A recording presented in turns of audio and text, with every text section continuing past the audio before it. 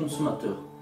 Aidez-nous et le réseau Plus que Pro à protéger, défendre les droits et les intérêts qui sont les vôtres et ceux de nos chers consommateurs de France. Et combattre le cancer que constituent ces pseudo-youtubeurs de l'intox et la désinformation. Parce que nous, on ne triche pas de calomnie, on dit la vérité. Vous avez l'opportunité de vous abonner à la seule chaîne YouTube qui vaille. À vous de jouer. Merci de nous avoir donné votre confiance. Bonjour à tous, des Autotransact, Talange Réseau Plus que Pro pour la défense du consommateur. Pour ceux qui cherchent des causes connues, des maladies, des problématiques et anomalies connues sur les véhicules. Ici, on a une 207 SW HDI, pour être simple. Et ici, voilà, ça c'est la maladie en fait. À partir des modèles de Peugeot 207, que ce soit des 207 berline ou SW, peu importe.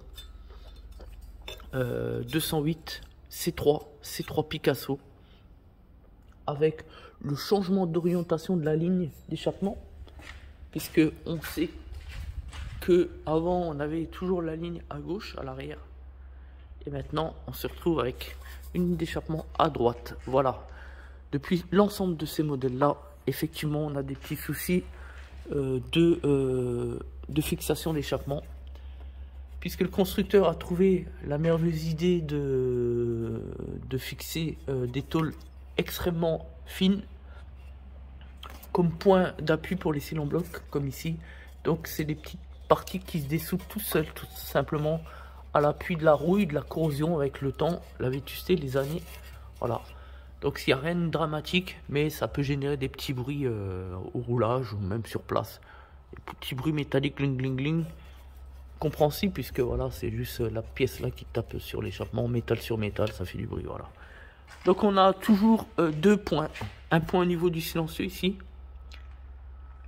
et un point au niveau du tuyau intermédiaire vers le devant, donc à proximité soit du filtre à particules, du dépollueur ou du pot catalytique, ça dépend le type de moteur, peu importe. Ici, voilà, comme c'est le cas d'ailleurs là, puisque vous voyez, on a une partie là qui est dessoudée, qui est cassée, quoi. Là, ça tient encore en haut. Là, ça tient, mais là, c'est dessoudé, on le voit bien. Voilà, donc ça, il n'y a rien de grave dans l'absolu, il n'y a aucun souci, puisque la ligne d'échappement ne tombera jamais. Dans tous les cas, ici, on a le flexible. Il n'y a pas beaucoup de tension, quoi qu'il arrive, il n'y a aucun danger, même si on n'avait pas les fixations, globalement, il n'y a pas réellement de danger, quoi. Voilà, donc c'est tout. C'est voilà, parce que dans tous les cas, on a le silencieux qui est fixé ici, et ça, par contre, ici, ça bouge jamais. Donc là, il n'y a pas de problème. Puis ça reste un bout de tube. C'est pas comme s'il y avait des grosses gamelles, etc. Donc voilà. Mais c'est quelque chose qu'on retrouve sur les 208, sur les 207, sur les C3 Picasso. Voilà, à partir globalement, je dirais à partir des modèles 2007-2008, ouais. À partir de là, on se retrouve avec ce genre de choses.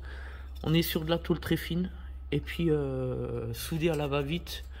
Donc je me demande si quelque part au niveau des constructeurs font pas exprès, juste pour favoriser la vente de pièces sur le marché de la prévente, tout simplement. Voilà, peu importe.